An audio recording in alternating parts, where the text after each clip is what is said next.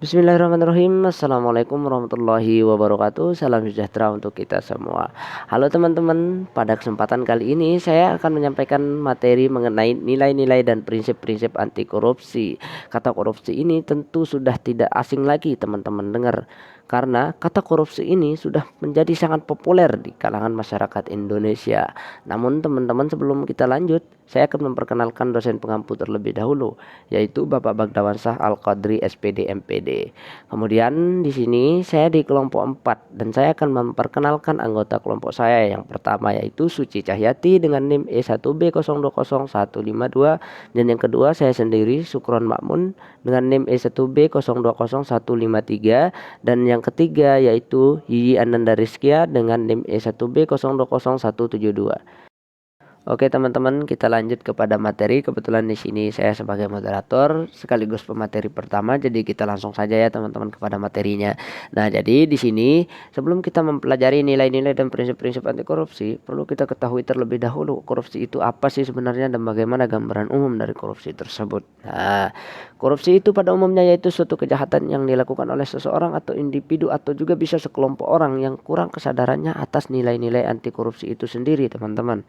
Adapun upaya yang dapat mencegah terjadinya korupsi tersebut atau mencegat terjadinya korupsi tersebut di dalam negara Indonesia khususnya, yaitu ada 3 poin dari 9 nilai-nilai anti korupsi, teman-teman.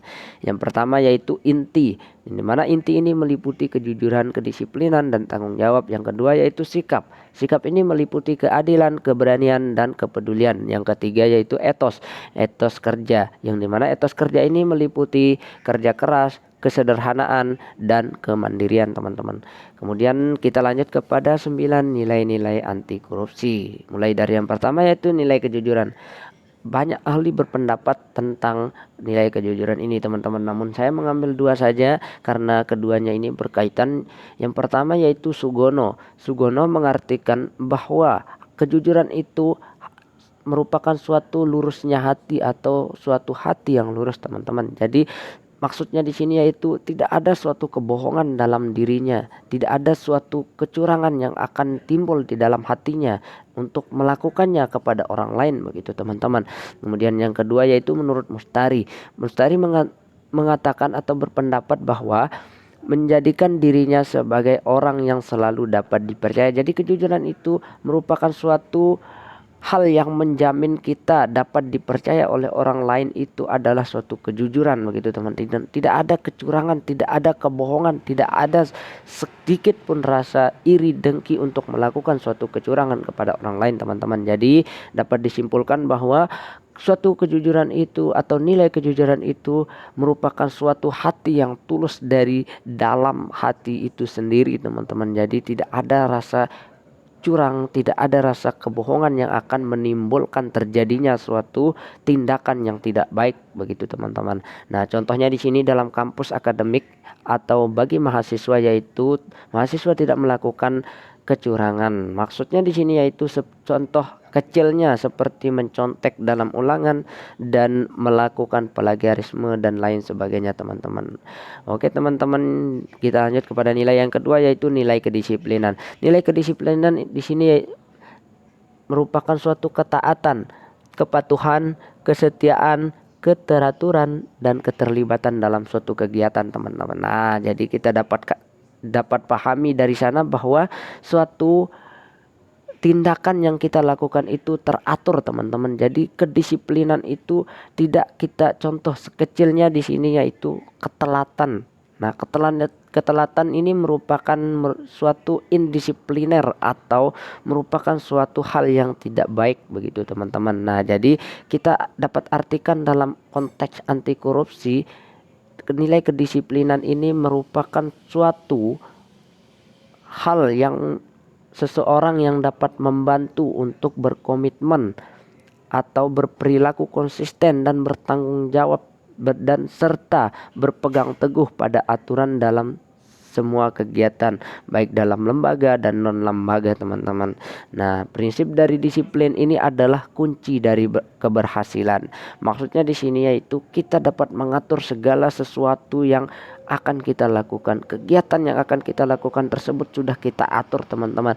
Kita harus datang tepat waktu, kita harus mengerjakannya tepat waktu, kita harus melaksanakannya tepat waktu, begitu teman-teman. Adapun contohnya di sini yaitu dalam kampus mahasiswa mampu mengestimasi waktu. Maksudnya di sini yaitu mahasiswa dapat mengatur waktunya, baik itu dalam mengerjakan tugas, perkuliahan dan lain sebagainya, dan termasuk organisasi jika ada yang berorganisasi. Kemudian kita lanjut kepada nilai yang ketiga yaitu tanggung jawab, yang dimana tanggung jawab ini merupakan suatu kesadaran individu atas tugasnya dan kesadaran tentang yang dilakukannya sesuai dengan norma-norma yang berlaku. Maksudnya di sini yaitu kita sebagai individu harus ngerti, harus sudah sadar atas tugas kita sendiri, begitu teman-teman. Jadi kesadaran itu timbul karena hak orang lain itu sudah dipindahkan ke kita, hak orang lain itu sudah diberikan kepada kita, karena kita sebagai orang yang menerimanya harus melaksanakannya, karena itu merupakan tanggung jawabnya, merupakan tanggung jawab kita. Jikalau kita tidak melakukannya, maka orang tersebut berhak untuk menuntut kita. Contoh kecil di sini teman-teman dalam perkuliahan yaitu misalnya dosen memberikan kita tugas, maka kita harus melaksanakan atau mengerjakan tugas tersebut. Kalau tidak, maka dosen dapat memberikan sanksi atau berhak menuntut kita. Sanksi yang dapat diberikan oleh dosen yaitu merupakan kurangnya nilai kita, teman-teman. Nah, adapun penerapan nilai tanggung jawab yang dapat dilakukan oleh mahasiswa yaitu mempunyai prinsip kedepannya itu bagaimana, begitu teman-teman, dan kemana arah masa depan yang akan ditujuinya, teman-teman. Nah, kemudian yang kedua yaitu mempunyai attitude atau sikap yang menonjolkan diri. Maksudnya di sini yaitu mahasiswa itu selalu mengerjakan segala sesuatu yang sudah menjadi tanggung jawabnya, yang sudah diamanatkan oleh orang lain, begitu teman-teman. Oke, kita lanjut kepada contohnya yaitu dalam akademik mahasiswa belajar dengan sungguh-sungguh dan menjaga amanah yang diberikan. Kita harus menjaga amanat itu dengan baik karena amanat itu sangat berat, teman-teman. Oke, kita lanjut lagi kepada nilai keadilan, yang dimana nilai keadilan ini menjunjung tinggi norma-norma berdasarkan ketidakperpihakan atau keseimbangan antara satu dengan yang lainnya, teman-teman. Maksudnya di sini yaitu tidak membedakan antara satu dengan yang lainnya, individu yang satu dengan individu yang lainnya, kelompok yang satu dengan kelompok yang lainnya, begitu teman-teman. Nah, perilaku yang mencerminkan keadilan tersebut yaitu memberikan sesuai hal yang seharusnya diterima oleh orang lain, begitu teman-teman.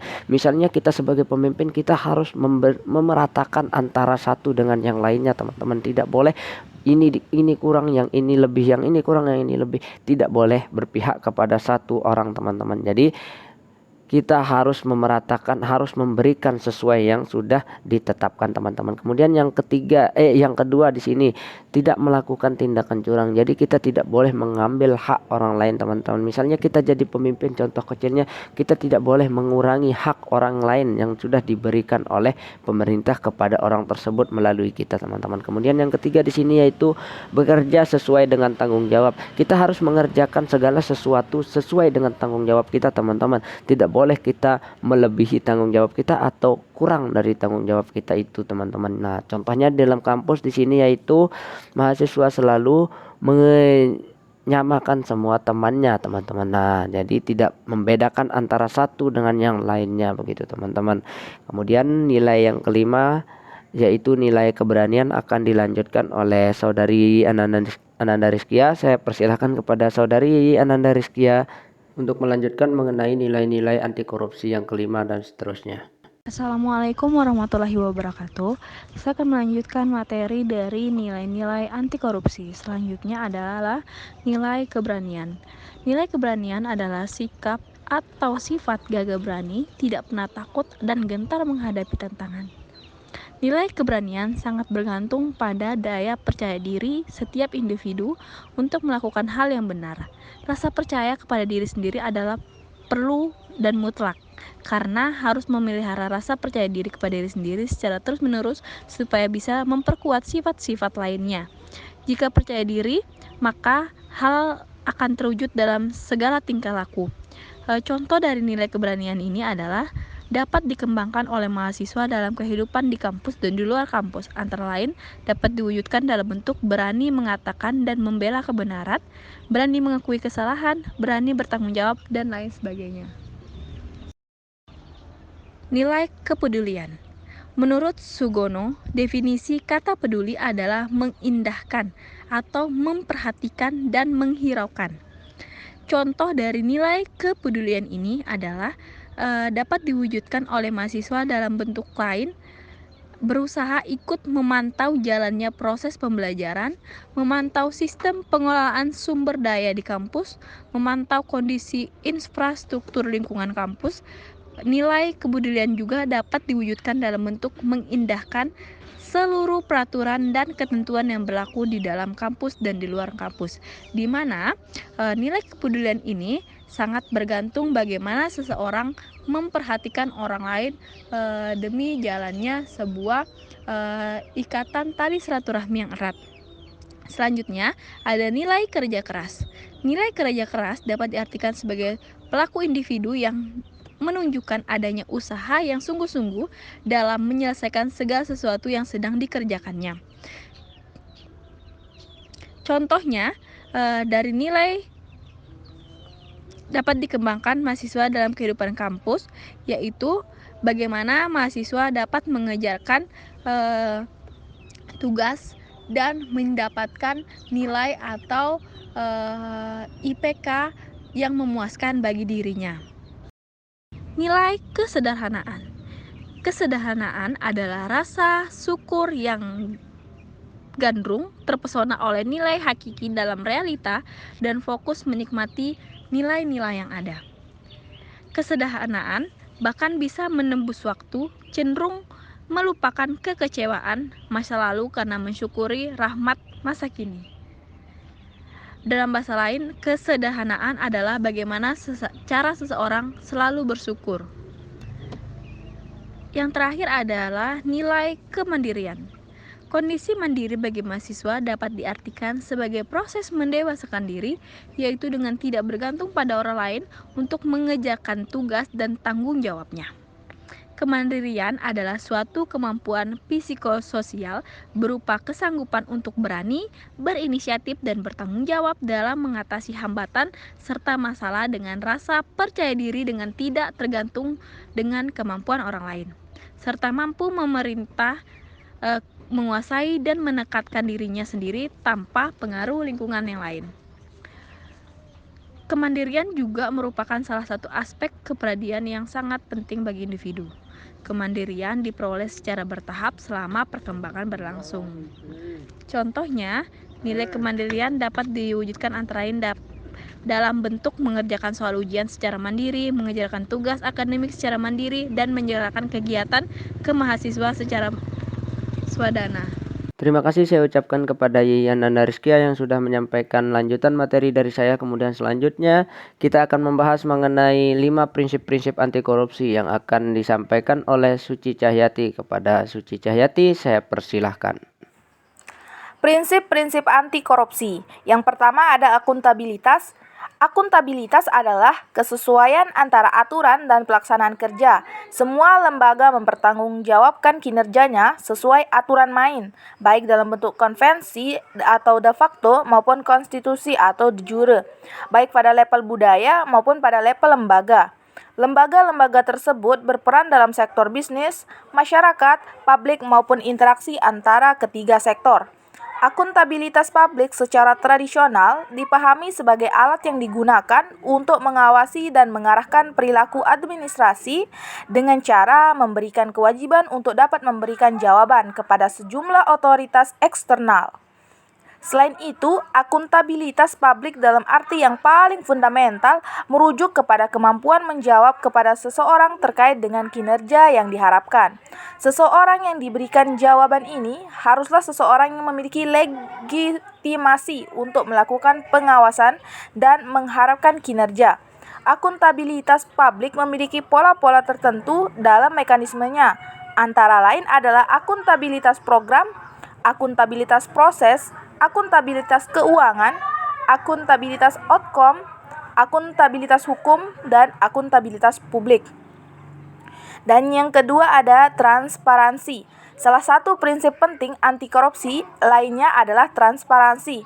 Prinsip transparansi ini penting karena pemberantasan korupsi dimulai dari transparansi dan mengharuskan semua proses kebijakan dilakukan secara terbuka, sehingga segala bentuk penyimpangan dapat diketahui oleh publik. Selain itu, transparansi menjadi pintu masuk sekaligus kontrol bagi seluruh proses dinamika struktural kelembagaan.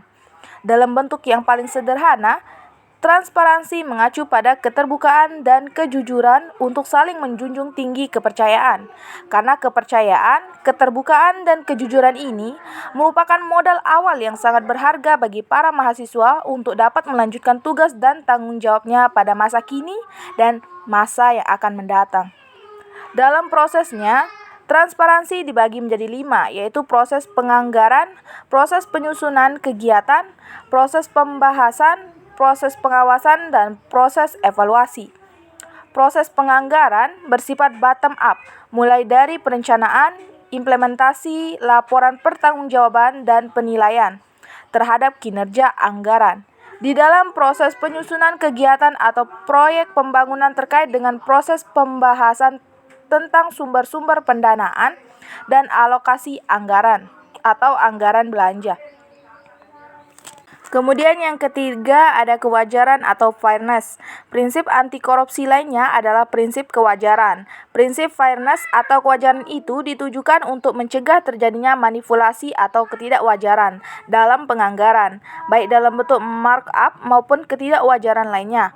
Sifat-sifat prinsip kewajaran ini terdiri dari 5 hal penting, yaitu komprehensif dan disiplin, fleksibel, terprediksi, kejujuran, dan informatif. Kemudian yang keempat ada kebijakan. Prinsip anti korupsi yang keempat adalah prinsip kebijakan. Pembahasan mengenai prinsip ini ditujukan agar mahasiswa dapat mengetahui dan memahami kebijakan anti korupsi.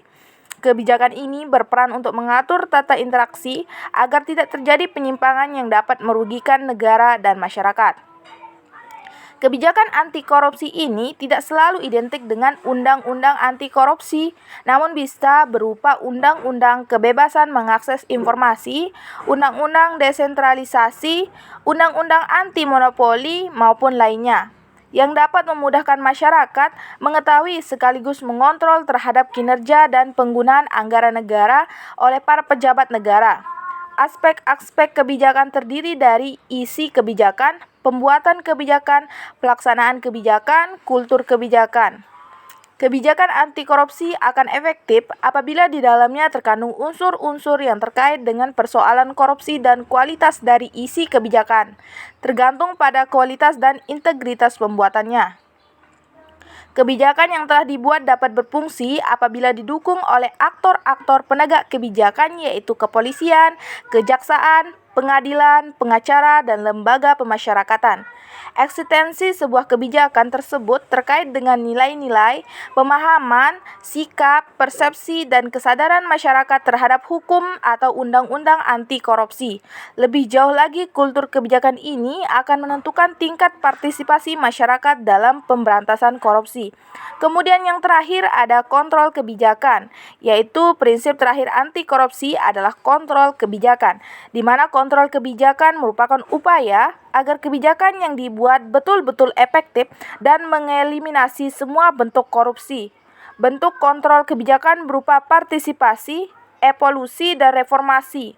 Kontrol kebijakan berupa partisipasi yaitu melakukan kontrol terhadap kebijakan dengan ikut serta dalam penyusunan dan pelaksanaan, dan kontrol kebijakan berupa oposisi yaitu mengontrol dengan menawarkan alternatif kebijakan baru yang dianggap lebih layak. Sedangkan kontrol kebijakan berupa revolusi yaitu mengontrol dengan mengganti kebijakan yang dianggap tidak sesuai.